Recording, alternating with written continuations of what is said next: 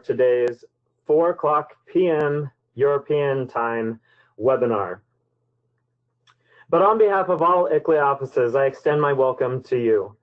Before we get started, a quick technical intro. First, you are automatically muted, and we ask you remain so until the end of presentations. However, we do have a feature on the webinar control panel which allows you to type in your questions or raise your hand so that I know you have a question, and then we will answer those at the end of the presentation time. So go ahead and submit questions throughout, and then we will take them in the order that they were submitted. Lastly, in order to ensure the transparency and openness of these processes, a recording of this webinar will be shared with all participants and be uploaded to the ICLEI Global YouTube channel for sharing around. Now to introduce today's webinar panelist, Mr. Yunus Arakan. Yunus serves as Head of Global Policy and Advocacy at ICLEI World Secretariat, and also as the Local Governments and Municipal Authorities focal point to the UNFCCC. Yunus, over to you. Thank you, Kale. Good morning, good afternoon, good evening, colleagues, ladies and gentlemen. Thanks a lot joining us today in the first webinar of the year 2019, which will be mainly a recap of what we did or how we did at the COP24 in Katowice in the end of December, in the early December, and a basic expectations of the year in terms of the key dates and the topics, and also in taking into account the key outcomes from the COP. At the end of the webinar, we also would reserve some time to very briefly go to the 2019 UN Climate Summit as well. So without further delay, maybe it may be good to dig into the context. Before going to COP, it may also be good to recall how we have communicated internally at the constituents of local governments and municipal authorities in 2018. When we go back to our records, we have now noticed that we have organized 8 webinars, that is for the members and partners of the LGMA and the Friends of Cities as well. And we also have shared around 60 mails throughout the year. Plus, we have daily mails from the negotiations in May 2018 and also in December in 2018 at COP24 from Katowice. These were shared by ICLEI as the LGMA focal point. We have worked with our partners, and we have mobilized 4 of our representatives to the workshops as participants. We also have mobilized our constituency representatives in the Marrakesh Partnership retreats or workshops, plus the 3 regional climate weeks held in different parts of the world. And I think in that sense, the LGMA constituency is one of the most regular attendees of these sessions. And we look forward to continuing in the year ahead, because this, we believe, gives a huge value to our work.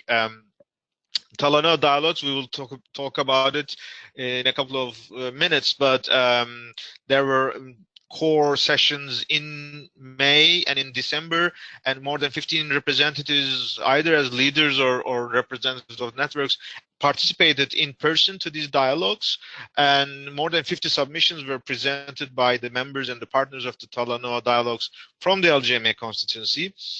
And it's the unique, let's say, agenda of the year.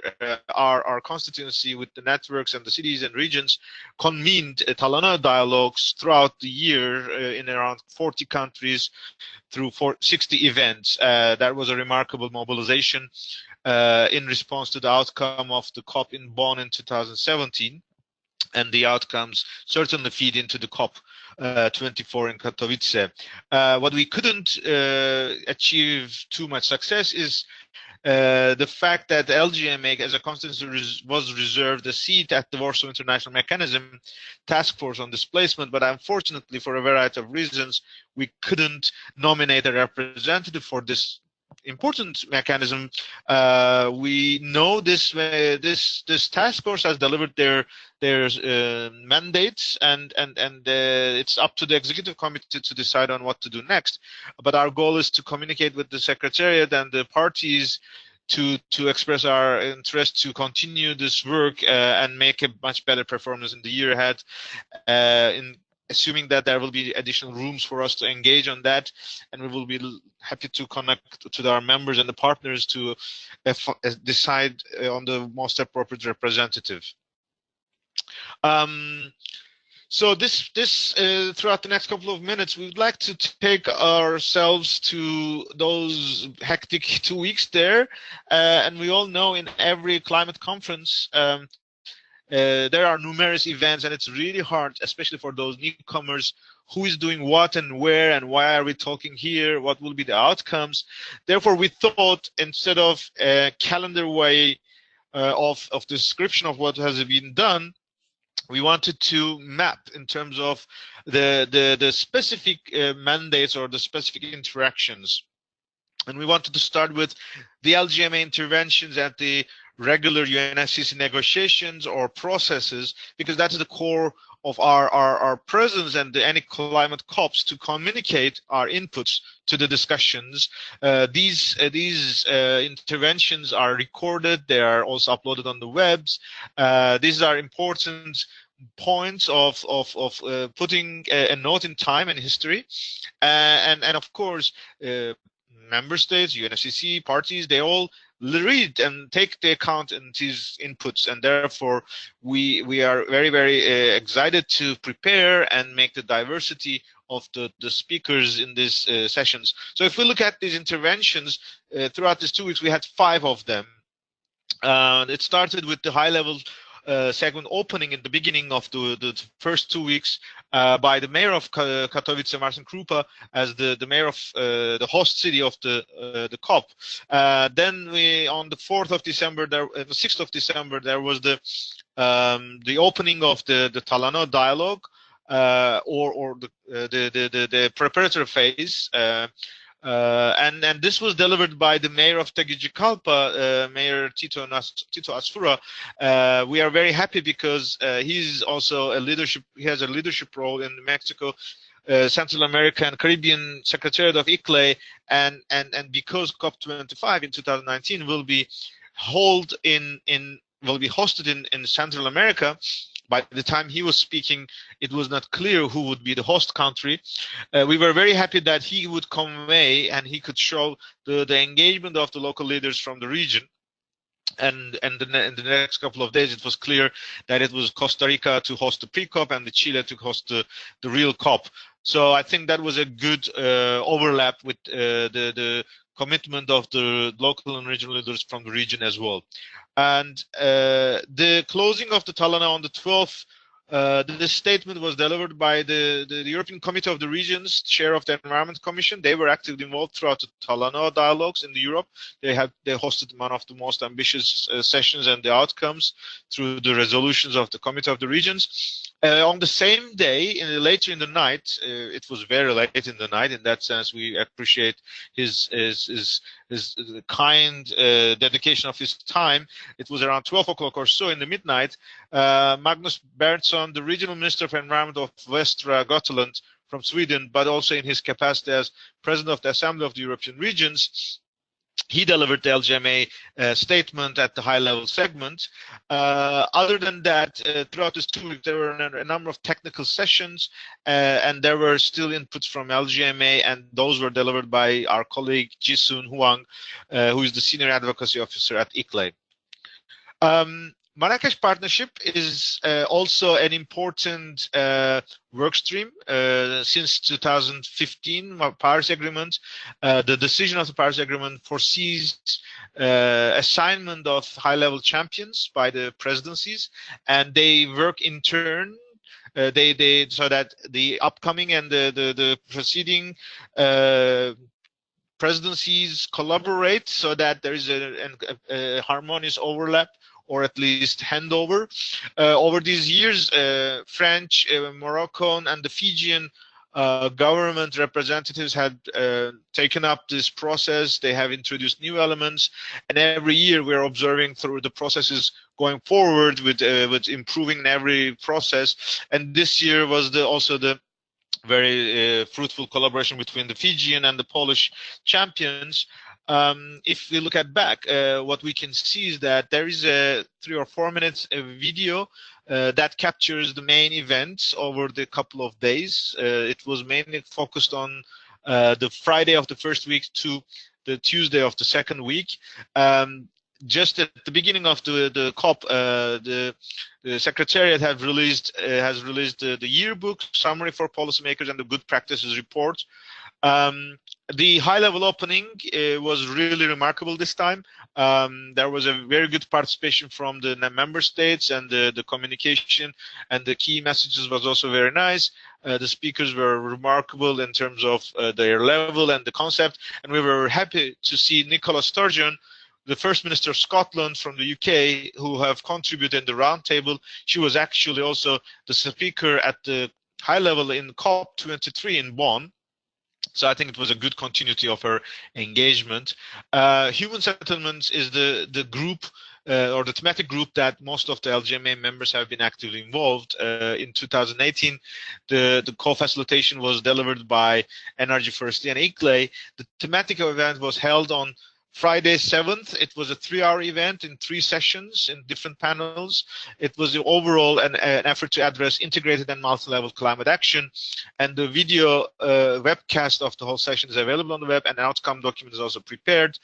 The day after, on Saturday 8th, there was the same group convening, this time at the action hub of the COP, cities and regions leading just transition. It was a 45 minutes session with different local and regional leaders and their networks focusing on the just transition. On Monday and Tuesday, there were several roundtables, and Saturday as well. The ones on the sustainable consumption, land use, and resilience had seen the participation of local and regional leaders from Quelimane, from Santa Fe, and Ashok Sridharan, mayor of Bonn, also leading as ICLEI's president, but also the member of the Marrakesh Partnership high-level leadership network. So this is how we were engaged in the Marrakesh Partnership process. Talanoa was a remarkable, let's say, buzzword throughout the year. It was, in fact, a delivery of the decision from the 2015 Paris Agreement decision, which foresee a facilitative dialogue in terms of preparations of the NDCs. But in 2017, when the Fijian presidency was taking over, they were ambitious enough to say that this should be much more inclusive and ambitious, and numerous partners, including local governments and municipal authorities, were asking that this Talanoa dialogue should not be just an event at the COP, but it should be a year-round, and it should be open for every stakeholder. And luckily, the decision from Bonn, COP23, was so visible, so visionary, that it was enabling us to use this opportunity and to engage at the numerous events, so that these were all fed into the final Talanoa dialogue at the COP24. There were, throughout the 12th of December, there was Talanoa dialogues, excuse me, on the 11th of December. There were around 20 groups. They were all convened in different rooms. Each room had facilities for webcasting. So in these links, you can see the ones that local and regional leaders were participating, so that you can watch how they have interacted. So you can see the diversity of the typology of the cities and regions, but also geographic scope, as well as the gender balance. So I think in that sense, collectively, we have delivered a good result. So here you can see each of our members or leaders' names, in which group they have participated. In COP24, we had participated in, and we have collaborated with the UNFCCC, the Climate Secretariat, to their initiative called Climate Action Studio, which kicked off in COP23 in Bonn in 2017.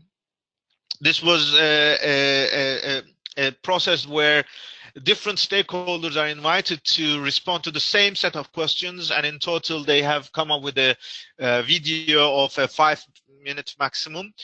Secretariat, after the recording, that's these web recordings, and then makes a final synthesis webcast on the web available. So we also have communicated once again to our partners in the constituency, and we are very happy again to see a diversity of regions and the scopes. Different leaders were able to interact. If you look at the interventions, Talanoa dialogues and the climate action studio, these are the ones which are on the official UNFCCC records or UNFCCC processes. They were the most, let's say, yeah, the semi-official for us, or official engagement. And here you can see we have around 20 or so local and regional leaders with a diversity from geography, scope, and the representation from the networks, but also from the typologies. I think overall, in that sense, constituency, LGMA constituency, has delivered a well performance over the COP24. Of course, we have side events. There were numerous side events. The most important one for us was the one hosted by the city of Katowice. For those who were familiar with the preparations, we were aware of the challenges, logistical challenges, political challenges. Therefore, we have not foreseen a dedicated summit of local and regional leaders in Katowice, but instead, the city of Katowice and the mayor of Katowice welcomed us on Monday of the second week, and then there was a series of events. There is a nice, relaxed atmosphere. That was a nice gesture and welcoming hospitality. It was also an opportunity, as presented as the last Talanoa dialogues from our side, and we also have released the video of the Talanoa dialogues on that day, and the European Green Capitals also made their call for action. There was UNFCCC side events. There was the ones that officially hosted by the UNFCCC side event agenda. There were several initiatives like Paris Committee on Capacity Building, who also had additional events that LGMA members have contributed. Some of those are webcasted, so we will provide their links to that as well. There were, this time, one of the unique elements of the COP24 was that because we decided not to host the cities and regions pavilion as such, we encouraged all our members to contribute to the agenda of the pavilions of the national governments or the respective partners. The logic was that we should diffuse to the national in discussions, because that is the Talanoa spirit, engaging at the national level and contribute to the NDCs. And I feel we have pretty much performed well there, because we have received a very good list of events from European Union, Germany, NDC Partnership, Nordic Pavilion, Japan, Indonesia, China, India, Korea, AFDB, the African Development Bank, Multilateral Development Bank. So almost every delegation pavilion hosted several events, if not one at least, related to local and regional governments. And I think that is so demonstrating how much we are getting closer with the member states or the partners in that collective action. There were several events in the city of Katowice. Each of them are having their unique access, and they have their own communication channels, but it is mainly in broad terms is an opportunity for interaction among different partners, in particular business community and other stakeholders, where ICLE or LGMA partners have played a pretty good role in mobilizing our leaders and networks to be part of these efforts. Throughout the 2 weeks, where there were several announcements, ICLE released its climate registry, carbon climate registry report. There was the synthesis report of Talanoa dialogues, and the video was released. ICLE also announced its climate neutrality commitment. Throughout the 2 weeks, we have released synthesis or briefings about the negotiations in different moments, and to observe where are we evolving in the texts. And we also had an interview with Kai Embren, another member of the LGMA constituency, who connected to us remotely and published it in the Facebook and YouTube. C40 and GCOM mobilized resources and supported the process of the preparation of a special report of the 1.5 degrees special report summary for urban policymakers. This was released on Monday. The second week, it was particularly important because a couple of days ago, the national governments had found difficulties to welcome this IPCC special report on 1.5, this was a good response how local and regional governments are still a part of the ambitious communities to push for action and more robust climate action. So I think that was a very nice response from our constituency, and we are also very happy to see the collaboration with the lead authors and all the partners involved in this process. Energy First released their Regions Adapt 2018 report. Climate Change released their report on Observatory of Non-State Actors. European Green Capitals released their call for action during the event. This would be also an important opportunity because European Green Capital is an initiative of the European Union, but it is not necessarily only addressing climate change. So connecting to green agendas, the sustainability agendas, to the climate action has always been something that speaks to our heart. And the mayor of Nijmegen, the deputy mayor of Oslo, who is the Green Capital 2019, they were all part of this process, and we think this will bring new added value to the discussions we will have in the years ahead. UN Habitat released a guide on addressing human settlements at the national adaptation plans, and COP24 presidents also hosted several events with NASCA, and they have mobilized policies to the NASCA platform or committed to do so.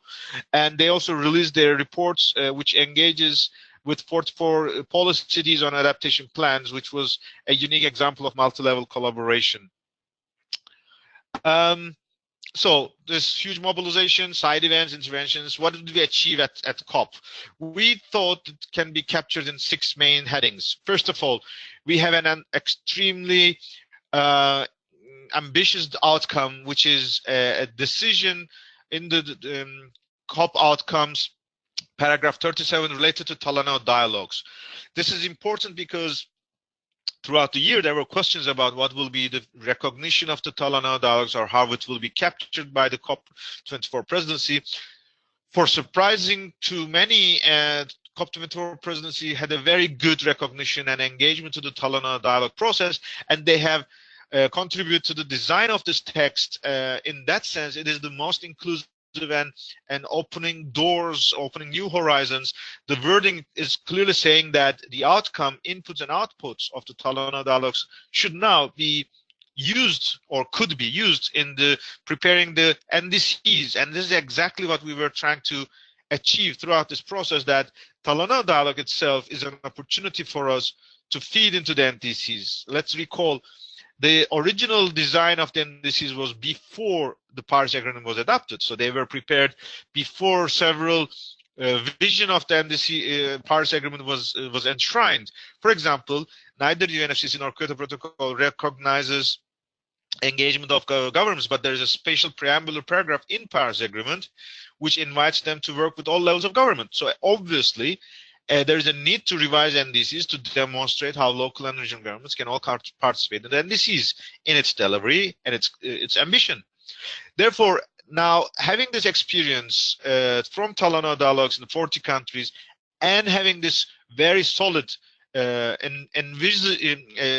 promising and encouraging outcome from the COP decision, now is the opportunity for us to go back to every country to talk to the national governments, to say that, look, we have experienced Talanoas, let's build on it. It doesn't matter if we have hosted or not, but we know what is the elements. The main purpose now to go to the NDCs. So this is the mission of 2019, how to build this multi-level deliberations of NDC revision process. A very concrete outcome in the same decision of COP24 is the UN Climate Summit. It is a very welcoming paragraph. It encourages the parties to participate. It can be foreseen as a very normal text, but in the diplomacy and the climate negotiations, nothing is given. Nothing is easy to get. Let's remember in 2014, the COP in Lima did not even welcome or acknowledge the 2014 UN Climate Summit. So having this very strong endorsement from the COP outcomes in 2018 is a strong message to our constituents as well, that the UN Climate Summit will be an important avenue let's recall, neither the GCAS, the Global Climate Action Summit, nor One Planet Summit is recognized in any of the COP outcomes. Therefore, the 2019 UN Climate Summit is an important opportunity that all stakeholders should support the UN Secretary General's efforts and do their best to mobilize. And we will get to that at the end of the webinar. Very, very important outcome for us, for local and regional governments, is the Finance Forum have decided to focus on sustainable cities in 2019. This was a decision that was taken up during the year, but the COP decision now officially cements this. So it's now an official position. It is a fantastic opportunity. If you can recall, the advocacy, climate advocacy, has a history that started in 2007 in the way it was designed when Bali roadmap was developed on the way to Copenhagen. So it was like around 12 years of mobilization. Those efforts have started with three main purposes. We were asking for a recognition, engagement, and empowerment. And now, with this decision on a sustainable finance forum on focusing on cities, in fact, we have achieved recognition by Paris Agreement. We have achieved engagement with the Talanoa dialogue, and now we are going forward to the empowerment of the process. That would be a final input that would be really complementing what we have been doing for more than 12 years or so. The Katowice Climate Package, which is the result of the rulebook efforts, in fact, has now concluded a number of procedural requirements that nations should follow, and that will be the base of the implementation of Paris Agreement. In all these paragraphs, especially on chapters on adaptation, public participation, capacity building, loss and damage, there are several references to us. We will include this in the final version of this PDF, PowerPoint. It could have been better, of course. There's always, we have asked for more, but we are not we're not in a bad position, at least. Especially there could have been better text that it was coming from the domestic engagement or in the NDC implementation. But the Talanoa paragraph from COP24 is still a big opportunity for us to complement what we have been asking for. And more importantly, now during the year, there will be still negotiations, especially on the sustainable development mechanisms, the emissions trading, the non-market mechanisms, which sustainable urban development could play a role, will all be clarified in 2019. This gives us, again, an opportunity for us to influence this process. Therefore, there's still a road ahead. And finally, COP24 presidency, Polish government have released several initiatives. The Just Transition was an effort on as a declaration of the heads of states. Electric mobility was an initiative that was announced during the Marrakesh partnership processes, and that was the one where we had most of the interaction with the presidency. The LGMA delegation have contributed in the finalization of this text, and there's certain references to the initiatives that we have been developing. So we hope the implementation phase, when the winter break is over, when the COP24 presidency back to job during the year, we will get back to the presidency and explore what could be done together. But we also know there's another declaration coming out from the forests in the high-level segment in the ministerial one. Now we are getting towards the end of our webinar, the last two slides, and this one is the key agenda that we should be following throughout the year.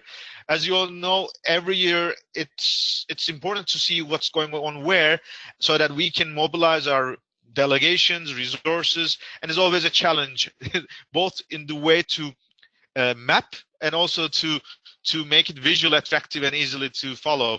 I'm not sure whether this is the best, but at least this is an effort.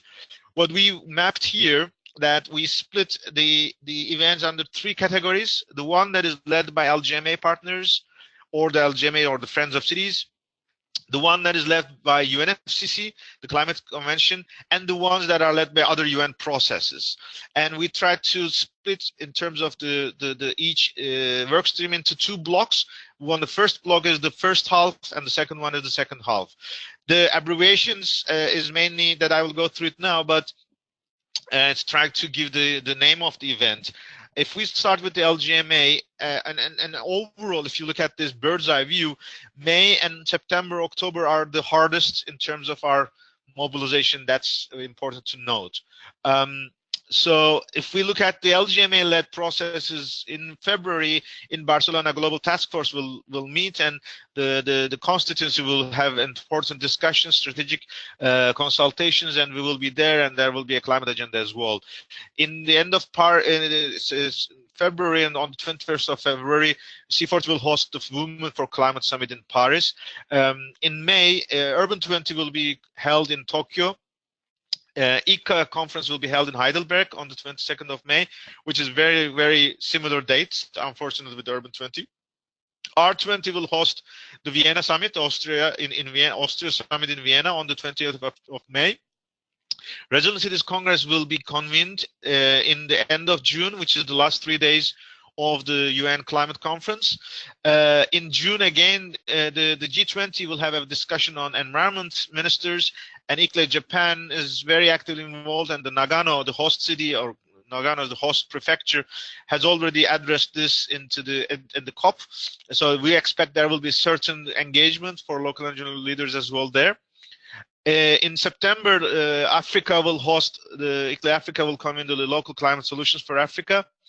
In end of October, Seoul and Minister of Environment will host the International Renewable Energy Congress and Seoul Mayor's Forum on Climate Change on the around 22nd of October. C40 will host its regular summits, annual summits, or biennial summits. This time it will be held in Copenhagen in October, and UCLG will host their triennial World Congress in Durban on the middle of November. So these are the agenda of our constituency. There's an agenda of UNFCCC. It will start with the retreat of the Marrakesh Partnership in Bonn in the end of February. Then the first regional climate week will happen in Africa, in Accra, Ghana, in the middle of March. Then the climate conference in Bonn will be held starting from 15th of June, but we assume there will be an important agenda on the 25th of June as a follow-up of ICLE's action pledge, Science Policy Practice Dialogue. We will be discussing with the cities IPCC's process, follow-up process as well. In September and in July, August, there are plans to have Latin America and Asia Pacific regional climate weeks. As we said, finance forum, we don't know where and when, but it will have to be concluded until August. Pre-COP will be in Costa Rica, and climate COP in Chile. We heard during the COP or during the negotiations, the Chilean government have expressed their plans that they may convene it in January, but we don't know whether this is still the case. We have to watch out announcements from the Climate Secretariat. In terms of other UN lead decision-making processes, there is this UN Environment Assembly in Nairobi in March, the second week of March, and then followed by end of May, UN Habitat Assembly. This is the first of its kind. It's a new process that is evolving from the Habitat 3 processes, so it's the new governing body or the decision-making process in the Habitat Agenda. In July, there will be high-level political forum by ECOSOC, which is ministerial level, followed by the climate summit on the 23rd of September in New York City. Again, it will be followed by the heads of state gathering under the UN General Assembly at the high-level political forum. And at the end of the year in October, there is the desertification COP in India in October. Throughout these processes, what we are we're expecting to happen is to first of all, our constituencies should continue to raise ambition. Local and regional governments should go back to their councils and mayor's office and environment departments to revise their climate goals, taking into account the latest analysis from our 1.5 degree report of the IPCC and other key processes, so that we continue to be the front runners in this process and make sure that is delivering our targets and implementation at home as well. Multi-level NDCs, that is one thing that we'll follow up. You may remember ICLE is an associate member of the NDC partnership, and we will now much confident that now the decision of COP24 makes a concrete relevance or connection between Talanoa outcomes and to the NDCs, now I believe we would be having more opportunities to work with the friendly governments to have additional opportunities for demonstrating multi-level NDCs can be delivered and implemented. And you are all aware there is a need for urgent political momentum, both at the heads of state, but also local leaders, and also citizen initiatives. Maybe you have noticed throughout the COP there was interesting bottom-up initiatives from citizen groups, from youth, students. So there is a huge mobilization, and this now has to feed into a separate, an appropriate level. The year 2020 is important because there will be the climate COP. That is the moment where we will expect to have new NDCs. And there's also the process of the biodiversity COP in Beijing. And that is interesting because in the biodiversity process, there is now a 2 years mobilization. This was just agreed before Katowice. And this would be an opportunity to connect the biodiversity agenda, nature-based solutions to the climate agenda, and then to feed into the SDGs process. So it's an exciting moment. And in the Sharm el-Sheikh, local and regional governments were actively involved. ICLEI and Energy Firstly and others were there. And we said that Beijing should be the same impact as Paris have created for climate. So the biodiversity COP in Beijing should create the same impact that Paris Summit in 2015 created for climate agenda. And the challenge is for us that we should now be able to converge all these agendas as appropriate. And here's the last slide. This is an extract from the UN Climate Summit's website. 2014 was a remarkable summit, and we assume 2019 will be even more impressive, considering there is a strong recognition from the COP24 outcomes. The diversity of topics that will be covered is also very, very speaking to the heart of local and regional governments. And we will definitely be involved in various efforts, and we would be providing more updates throughout the year. The Climate Summit will have numerous consultations, and it's also in 2020 will also connect to the biodiversity COP, which is also encouraging us. And the goal is that by 2020, we hope to reach to COP26, so that a significant number of NDCs are delivered and their ambitions are raised. So, Kale, I'm ending up my presentation, and I see already several inputs from our colleagues.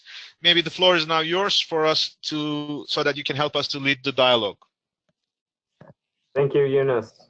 Yes, friends and colleagues, we will now open the floor for questions. You have a couple options for posing your question. You can use the controls on your screen to either raise your hand and we will unmute you, or alternatively, type your question directly into the box for me to read out. As Yunus said, we do have a couple questions already. One from Sonia Diaz. Thank you, Sonia, from Women in Informal Employment Globalization and Organizing. The question is, what is ICLEI doing or plans to do regarding ensuring that livelihoods for the protection of informal recyclers inform the discussion on climate change and policies drafted? Kale, maybe we collect a couple of the questions first round, and then we can respond later on. Maybe some of them may be overlapping. Therefore, I encourage you to continue the next one. Sure, thank you. Another recognition of a joint statement on ambition made by cities, regions, businesses, and investors that was released on December 11th. Thank you, Emmanuel. Also from Ava, thank you, Ava. Brilliant presentation. As usual, Yunus, how can we get involved in the UN Climate Summit on the 23rd of September? That one in New York City. Okay, maybe I can try to respond to those first. Thanks, Emmanuel. I will insert this. It was good that you recalled that. There was on the days of when the COP result was not clear, there was an effort to push the ambition, and several networks have united their forces and they made a statement. C40 ICLEI was also part of this, and I would insert this into the statement and provide the link as well. Coming to the question of Sonia, about the livelihoods of the recyclers and informal recyclers. This is from ICLE perspective, is addressed from our circular economy pathway, and we're trying to address this issue. Many of our members have their own initiatives, but during the Marrakesh Partnership Human Settlements Thematic Group, we also have made good interactions with Slum Dwellers International, which was also an initiative, an organization that we had a lot of communication into the Habitat 3 and SDG processes. I also know there is an announcement coming from Global Climate Action Summit on zero waste. I think these informal sectors and local governments, there are certain areas that they could collect and compile their resources much better. In some areas, they are not effectively working. That is a reality, and there are some areas where this informality is not the best way of working, but we encourage, as progressive local and regional governments should be able to address the concerns and provide innovative options so that they can interact better with their urban poor and also the informal networks of their communities. So I'm happy to connect. Sonia is a member of the Women in Informal Employment Globalization Organization. So Sonia, if there's any opportunities that you'd like to share with us, we're more than happy to address that, and if you want, you can send us your proposals as well. The last question from Eva is about the 23rd of September Climate Summit. I know UN Secretary General is having some consultations. I assume, Eva, maybe we can have more information on that in the next couple of weeks ahead of us around Global Task Force retreat in Barcelona. Maybe there might be some questions. I assume UNSG office will be there as well. There will be certain groups. I think several governments are mandated for some of those work streams. I don't have a direct mandate to speak on behalf of the SG office, therefore I cannot speak too much on their behalf, but we also look forward to having additional guidance on that. I know there is an effort from the Global Covenant of Mayors to have a coordination, so the next couple of weeks I think is an opportunity for us to hear more from different partners and different processes. We from our side are doing our best to offer our resources so that we can make the best use of it. So let's see, probably we will have a couple of more weeks for clarification on that.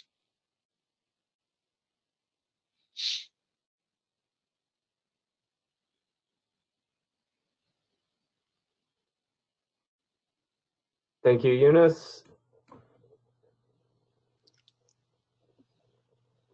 Any further questions from the audience? Please either raise your hand or enter into the chat. I do see a hand raised from Emmanuel. Was there further comment you would like to make, Emmanuel? I will unmute you now.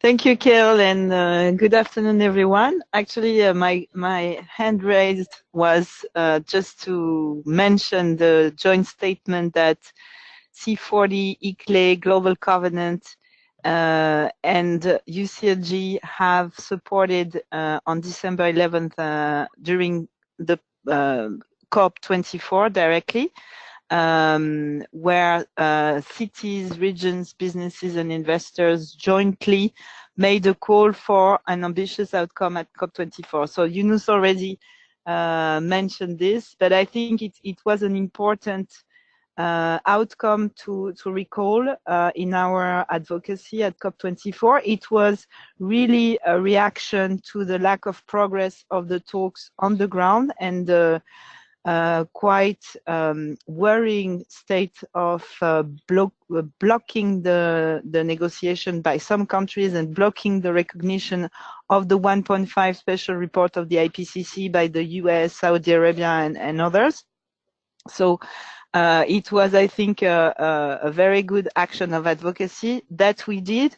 The main city networks present in Katowice, but also in strong partnership with other stakeholders and in the spirit of the Global Climate Action Summit.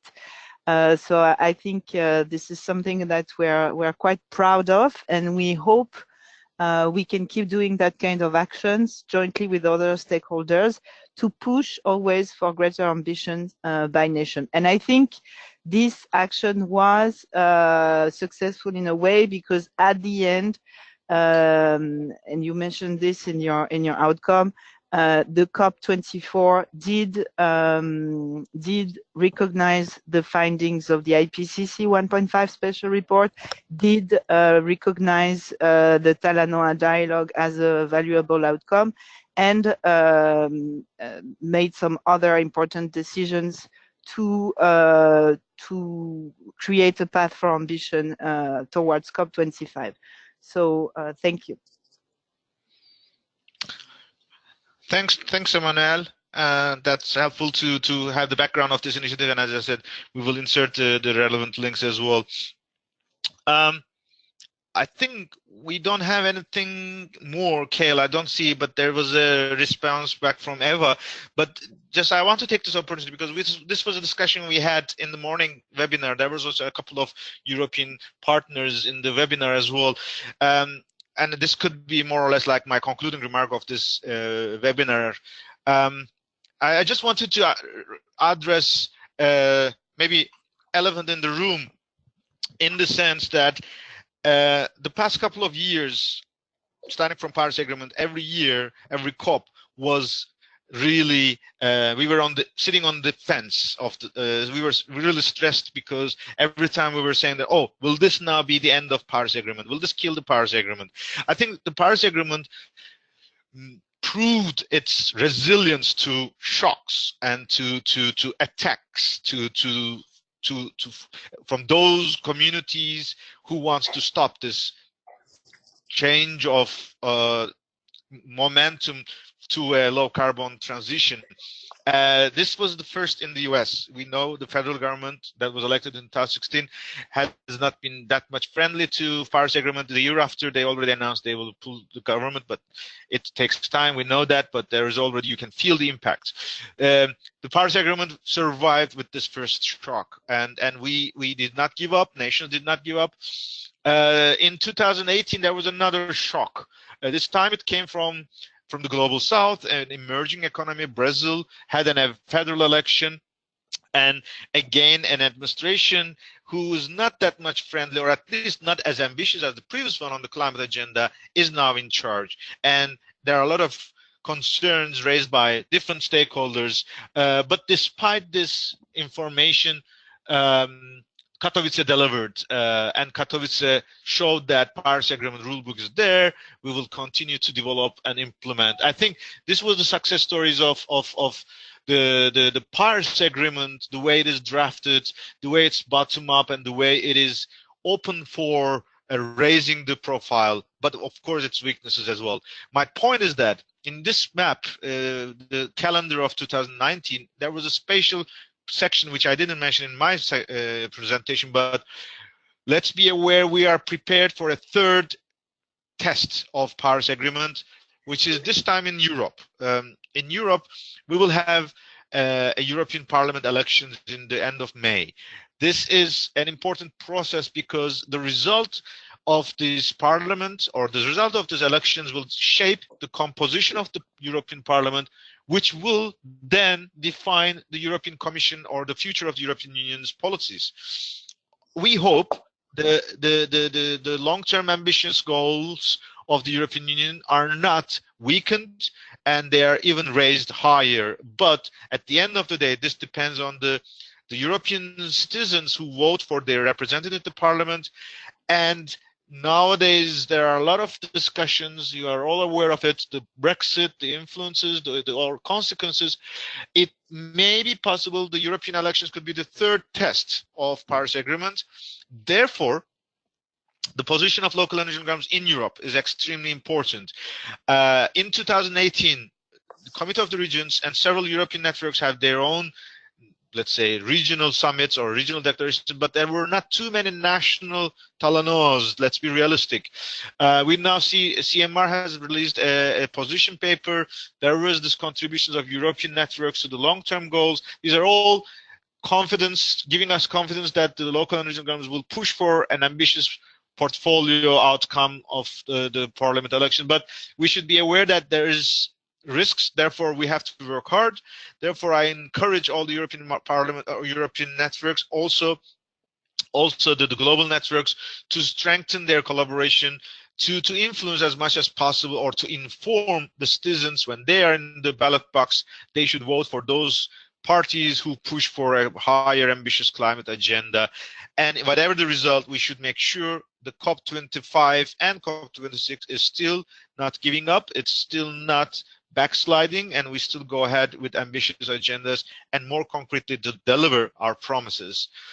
This was a point I wanted to raise through this opportunity. I don't know whether there are any other contributions from the audience, either to this point or other topics that was raised in the presentation.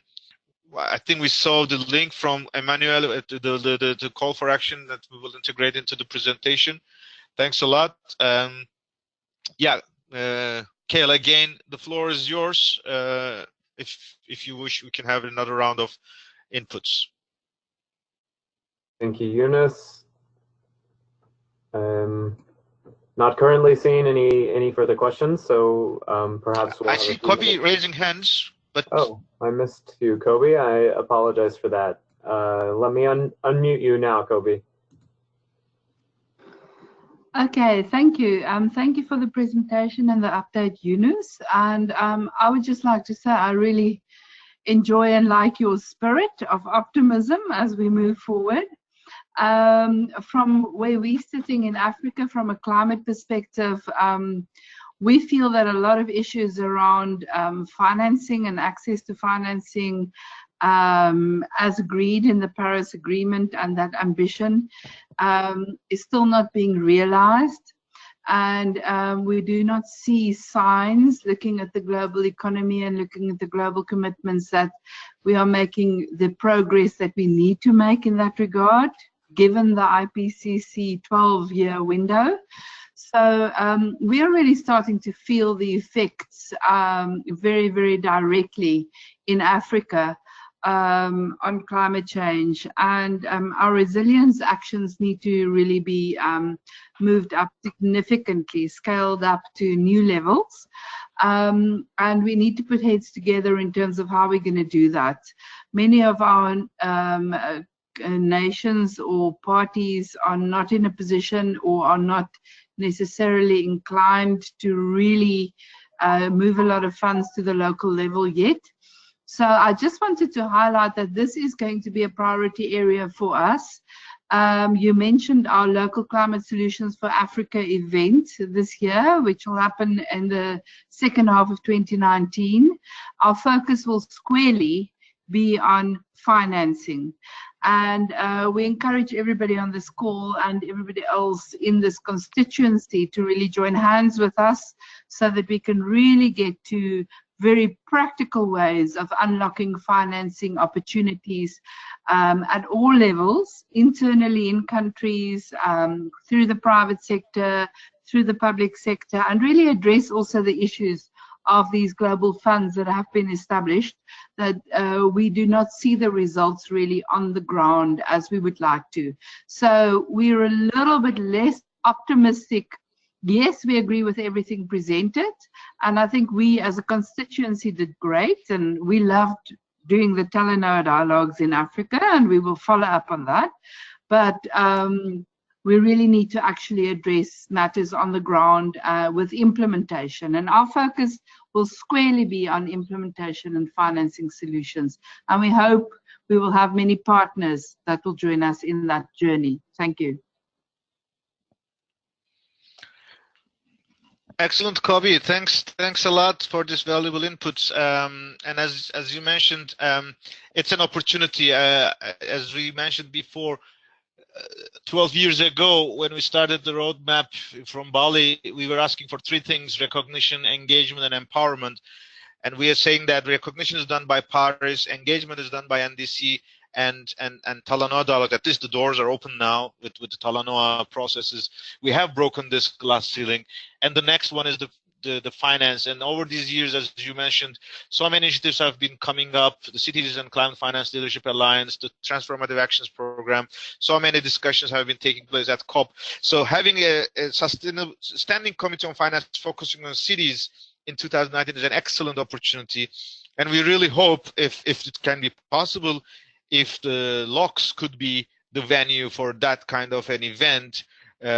We have to discuss with the UNFCCC Secretariat. Regardless of the final decision, definitely LOCs would play a key role, because in Africa, as you mentioned, that Talanoa has done a marvelous job, and this should evolve, this should feed into the next steps. And obviously, the Africa Secretariat was also very instrumental in the biodiversity process. So it's an exciting 2 years ahead of us. So that's very good that you are part of this call, and of course always the team and the African cities and regions are always championing this process. So let's see how we can evolve, and definitely we do our best to ensure that appropriate resources and recognition comes to the local climate solutions for Africa in September or August. That was really important to note. Thanks a lot for that.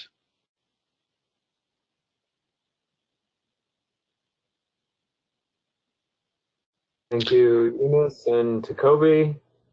I'm not now seeing any further hands or questions, so we might consider concluding today's webinar. Thank you to all participants for joining today's webinar. Enjoy the rest of your days, and watch for this recording to be sent over to you. Goodbye for now. Thanks, Gail, for your help, and goodbye to everyone, and let's stay in touch. Bye-bye. Thank you.